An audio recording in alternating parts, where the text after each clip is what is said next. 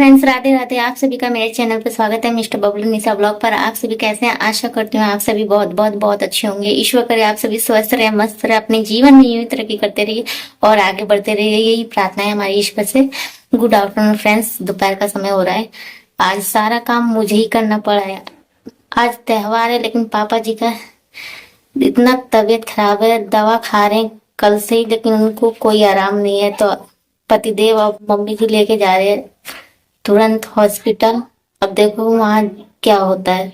Mummy जी समझाइए कि ऐसे ऐसे करना है, तो अब मैं मेरे ऊपर ही है। देखो मम्मी शाम तक आ जाएगी तो हेल्प कराएंगे, नहीं तो मम्मी जैसे जैसे करेंगी तो मुझे करना पड़ेगा। अब शाम को ही पता चलेगा, अभी तो लेके जा रहे हैं। पापा जी को बिल्कुल भी आराम है, इतना सब दिन ये क्या बताएं, बहुत ज्यादा तकलीफ है। त्योहार के दिन इतना मतलब दुखों को पहाड़ टूटा है हम लोगों के ऊपर। फिलहाल मैं घर में सारा ही साफ सफाई कर दी हूँ, झाड़ू लगा दी हूँ, बर्तन धो दी, किचन भी मेरा सारा साफ हो गया है। अब मैं जा रही हूँ पूजा रूम भी झाड़ू लगा दी हूँ, पूजा के बर्तन वगैरह धो दी हूँ। अब जा रही हूँ फटाफट पूजा रूम को पोछा लगा दूंगी। पूजा रूम में पोछा लगाने के बाद बाहर का पूरा पोछा लगा देंगे और फिर ऊपर जाएंगे तो ऊपर की सारी साफ सफाई करेंगे। ऊपर भी पोछा सोचे पोछा लगाए दे, क्योंकि आज पूजा है, माता रानी का प्रसाद चढ़ेगा तो ऐसा सूना सूना अच्छा नहीं लगता है। तो ऊपर भी जाके पोछा लगा देंगे। कल भी लगाए थे लेकिन आज मेरा जी नहीं मान रहा है कि पोछा लगा के ही छोड़े, तो लगा देंगे। सुबह से कर ही रहे हैं और पापा जी का तबीयत खराब है ना, तो बिल्कुल भी अच्छा नहीं लग रहा, मेरा चेहरा तक उतर गया है। कुछ समझ नहीं आ रहा है क्या बताएं आप सबको। चलिए आप सभी ब्लॉग में कंटिन्यू बने रहिए। आज बंदर भी बहुत ज्यादा परेशान कर रखे हैं। डुगू को नहला के रेडी कर दी हूँ। चलिए बनी रही कंटिन्यू ब्लॉग में आप सभी। ये देखिए फ्रेंड, पोछा लगाने जा रहे हैं पूजा रूम में, तो झाड़ू लग चुका है, अब जा रहे पोछा लगा देते हैं, फिर बाकी का काम करेंगे। बाहर भी हम धो दिए हैं, बहुत ज्यादा गंदा हो गया था, अब साफ सुथरा लग रहा है। सो फ्रेंड्स, अंदर बाहर पोछा लग गया, बाहर भी धुलाई कर दिए, पोछ दिए पोछा से। सारा काम हो गया है मेरा। अब जा रही फटाफट नहा लेती हूँ, फिर मिलती हूँ आप सभी से। सारा काम फिनिश हो गया, टेंशन फ्री हूँ। अब देखो पापा जी ठीक है कि नहीं, कॉल करके पूछी थी तो पहुंच चुके हैं, नंबर लगा रखे हैं। अब नहा धो के फिर आप सभी से मिलते हैं। तो फिर डुगू को हम नहीं नहलाए थे, तो डुगू को नहला के रेडी वेडी कर दी हूँ। तो डुगू अब बैठ के अपना कार्टून देख के खाना खा रहा है और इधर मैं झाड़ू लगाने के बाद पूरे दोनों रूम में पोछा लगा दी हूँ, बरामदे में भी पोछ दी हूँ अच्छे से। और मतलब आधे से ज़्यादा सारा काम हो गया है फाइनल, और बस मेरे को नहाना बाकी है। इधर भी सीढ़ियों पे भी मैं पोछा लगा दूंगी, नीचे वाली सीढ़ी पर, और ऊपर वाला सीढ़ी अभी बाकी है तो उसे भी अच्छे से मैं पोछ दूंगी। तो ऊपर वाली सीढ़ी में अभी बाकी है तो उसको भी अच्छे से जल्दी से फटाफट पोछने के बाद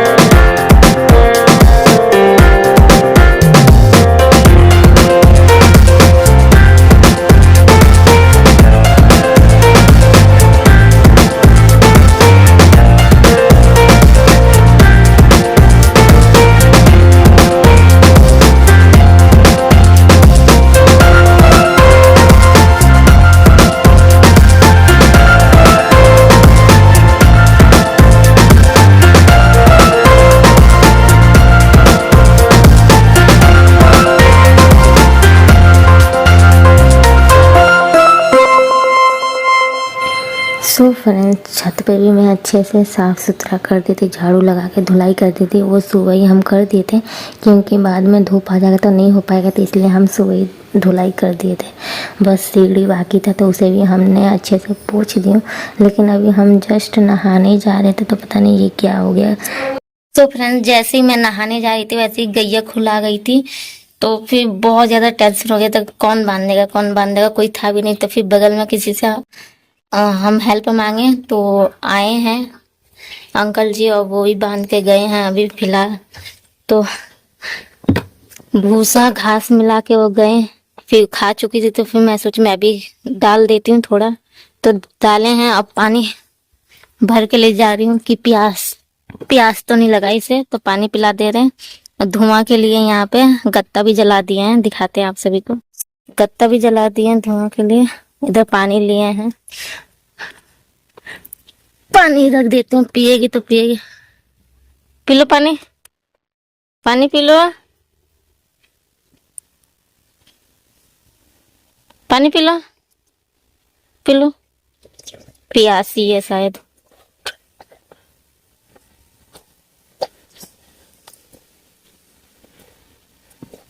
तो कॉल की तो अभी नंबर नहीं आया है, तो नंबर आया देखो कब तक क्या बताते हैं डॉक्टर। तो गैया पानी पी चुकी है, तो जो बच्चा है थोड़ा पानी नाद में डाल देते हैं और थोड़ा सा घास वास मिला देते हैं, भूसा। फिर मैं तुरंत जाऊंगी नहाने, बहुत ज्यादा शाम हो गई है। अब देखो मम्मी जी तो अभी तक आई नहीं है, सारा काम हो गया। सारा काम करने के बावजूद एक काम बढ़ गया था, गैया खुला गई थी, तो इसी में टाइम वेस्ट हो गया था। अब मैं जल्दी से जा रही, फटाफट नहा लेती हूँ, बहुत ज्यादा परेशान कर रही है गैया। तो सो फैमिली, मैं नहा धो के रेडी भी हो गई। सिंदूर नहीं लगाई हूँ क्योंकि माता जी का श्रृंगार हो जाएगा, प्रसाद चढ़ जाएगा, तब हम सिंदूर लगाएंगे। मम्मी जी मना की थी, तो सुबह भी पूजा किए थे नहा धो के, तो सिंदूर नहीं लगाए थे। कल का ही सिंदूर लगाए, तो समझिएगा मत कि मैं सिंदूर नहीं लगाई हूँ। लगाएंगे, शाम को पूजा हो जाएगा तब सिंदूर लगाऊंगी। बाकी सब मैं कर चुकी हूँ, साड़ी पहनी हूँ, सीधा पल्ला करी हूँ। पूजा पाठ में सीधा पल्ला अच्छा लगता है, तो मैं सीधा पल्ला पहनी हूँ। तो कैसी लग रही जरूर बताइएगा। और घर का सारा काम फिनिश हो गया है। रेड चूड़ी पहनी हूँ, माता रानी को लाल चूड़ियाँ बहुत ज्यादा पसंद है। और कैसी लग रही जरूर बताइएगा। ज्यादा मेकअप नहीं करी, हल्का सा कैचअप जल्दी से फटाफट कर ली बस। फिलहाल डुगू बाहर खेल रहा है, मना किए थे कि कहीं जाना मत, यहीं खेलना। और ब्लॉग में आप सभी कंटिन्यू बने रहिए, जैसे जैसे मैं जो जो करूंगी आप सभी के साथ शेयर करूंगी। अकेले मतलब मेरे ऊपर सारा काम पड़ गया। मम्मी जी अभी तक नहीं आई है, कॉल करके पूछ रही हूँ कि कितना टाइम लगेगा, और पूछ लूंगी और आगे क्या क्या करना है, क्या क्या रस्में करनी है, क्या क्या, मतलब इतना मेरे को पता है। आज मेरे को अकेले करना है, तो जा रही पहले कॉल करके पूछ लेती हूँ मम्मी जी से, इसके बाद क्या करना है मम्मी जी। और पैरों में महावर लगा सकते हैं कि नहीं, अभी पहले पूछ लेती हूँ कॉल करके। आप सभी कंटिन्यू व्लॉग में बने रहिए। सो फैमिली, तो कॉल करके पूछे थे तो मम्मी कह रही थी महावर लगा सकते हैं बस, लेकिन गलती से सिंदूर मत लगा लेना, पूजा हो जाएगा माता जी के तब सिंदूर लगाया जाएगा, तो बस महावर लगा लो। तो फिर मैं आ गई फटाफट महावर घोल के और पैरों में लगाने लगी। पहले नेल पेंट लगाई, नेल पेंट लगाने के बाद पैरों में फिर महावर लगाई। महावर लगाने के बाद जो बाकी की जो मम्मी जी बोली थी तैयारियां करने के लिए, वो तैयारियां करूँगी। तो इधर मेरे पैरों में महावर लग गया, सिंपल से लगाई थी। और जो ये मिट्टी के बर्तन थे तो इसे अच्छे से वॉश करके रख दूँगी, उल्टा करके और नहा के रख देंगे ताकि सूख जाएगा पानी। और जो भी बर्तन थे, एल्युमिनियम थाली, कढ़ाई, ये पतीला वगैरह, इन सबको भी अच्छे से वॉश करके रख देंगे और सूखने के लिए रख देंगे उल्टा करके। और सारी चीज़ें मैं धो धा के रख दी हूँ। और इधर प्रसाद के लिए मम्मी जी थोड़ा सा आटा सानने के लिए कही थी, तो इधर हम आटा सान के रख देंगे। और इधर डुगू आ गया था क्योंकि मम्मी गैया को वो मच्छर काट रहे हैं, तो मैं कही ठीक है अभी आटा गूंद के आ रहे हैं, मच्छर लग रहे हैं तो मतलब गत्ता भी जला देंगे। तो फिर गत्ता जला के और फिर आ गई थी। आटा गूंद चुका है मेरा, रख दी हूँ ढक के। और इधर मम्मी बोली थी ईंटा को अच्छे से धो के और बालू नीचे रख के फिर चारों तरफ से ईंटा की तरह मतलब चूल्हा बना देना, उसी पे पहले कढ़ाई, फर्स्ट कढ़ाई यहीं चढ़ेगा। और यहाँ पे मैं पर्दा भी लगा दी हूँ ताकि धुआं होए ना तो दीवार गंदी ना होए। तो इधर आटा पहले पूड़ी बनेगी प्रसाद के लिए, फिर उसके बाद आटे का हलवा बनेगा। तो इधर अगर धूपबत्ती, सिंदूर, लौंग और कपूर, माचिस सारी चीज़ें हैं और धूप जलाने वाली सारी सामग्री यहाँ रख दी हूँ ताकि कोई चीज़ छूटे नहीं। और मम्मी जी तुरंत आ गई थी, सारी तैयारियां मैं करके रखी थी। और उसके बाद मम्मी जी आ गई थी तो फटाफट नहाई। नहाने के बाद फिर घर में दिया जलाई, फिर गई थी मंदिर पर दिया जलाने। और वहाँ से वापस आई तो तुरंत कढ़ाई चढ़ाने का रस्म स्टार्ट कर दी। तो यहाँ पे लकड़ी वगैरह सारी चीज़ें मैं ला के रख दी थी पहले से। और पहले यहाँ प्रसाद चढ़ जाएगा माता जी के, तब दूसरे वाला चूल्हे पे बनेगा। तभी वो दूसरा वाला चूल्हा अभी आया नहीं है, आएगा तब आप सभी के साथ शेयर करूँगी। और इधर मम्मी जी कह रही थी कि प्रसाद बन चुका है, जाओ बाहर से फूल तोड़ के लेके आओ चढ़ाने के लिए। तो मैं चली गई थी बाहर फूल तोड़ने। और शाम का समय हो रहा था तो फूल इतना था नहीं, क्योंकि शाम को इतना फूल खिलता नहीं है, सुबह ही फूल खिलता है। तो जो भी 2-3 फूल थे वो सारे मैंने तोड़ लिए। तो कुछ बाहर चढ़ जाएगा, कुछ अंदर पूजा घर में चढ़ेगा। तो चारों तरफ देखी तो कहीं फूल नहीं दिख रहा था, पौधों में सब खाली खाली था। तो जो भी 2-3 फूल थे तो उसे मैंने तोड़ लिए। अब मैं ले जाके दे दूँगी मम्मी जी को चढ़ाने के लिए। और प्रसाद तो बन चुका है, पूड़ी भी बन गई है और जो गुड़ का हलवा बनता है वो भी बन चुका है। तो मम्मी जी कह रही थी 2-3 यहाँ रख दो और कुछ पूजा घर में ले जाके रख दो, वहाँ पे भी पूजा होगा। तो फिर मम्मी यहाँ पे प्रसाद बना चुकी हैं और पूजा की सारी तैयारियाँ कर रही हैं। तो आपके यहाँ कैसे पूजा होता है, नवमी के दिन कैसे प्रसाद चढ़ाया जाता है माता जी को, ज़रूर बताइएगा। तो इस बार बहुत कष्ट झेलने के बाद नवमी पूजन हो पाया। तो इधर मम्मी जी पूजा करने के बाद आशीर्वाद लें, फिर बोलें कि तुम भी आशीर्वाद ले लो। तो मैं भी यहाँ पे अगरबत्ती वगैरह जला के यहाँ पे माथा टेकी और आशीर्वाद लिए और माता जी से कृपा करिए, सब कुछ घर में अच्छा कर दीजिए, सबको अच्छा कर दीजिए, पापा जी को स्वस्थ कर दीजिए पहले जैसा। तो वही सारी मन्नत मांग रही थी भगवान जी से और माथा टेकी। और इधर डुगुन अपना आराम से बैठ के जो प्रसाद चढ़ा था उसे दे दी थी खाने के लिए, क्योंकि बहुत देर से कह रहा था मम्मी मेरे को प्रसाद कब मिलेगा कब मिलेगा। तो पूजा चढ़ने के बाद तो डुगु को प्रसाद दे दिए थे। और इधर यहाँ पे प्रसाद चढ़ने के बाद इसे सारे सामान को साइड में कर दे रही थी, क्योंकि पैर नहीं लगना चाहिए, पैर लगना अच्छा नहीं होता है। तो फिर दूसरा वाला भी चूल्हा आ गया था, तो यहाँ पे कढ़ाई में पानी रख दिए थे और एक पतीले में भी पानी रख दिए थे। एक में खीर बनेगा और एक में दाल को उबाला जाएगा। और सारी चीज़ें मैं तैयार कर दी थी।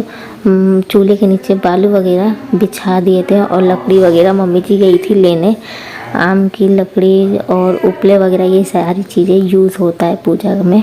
और इधर मम्मी जी कह रही थी दवा देने का समय हो गया है पापा जी को, तो फिर कह रही थी जाओ दे के आ जाओ। तो हम आ गए थे पापा जी को दवा देने।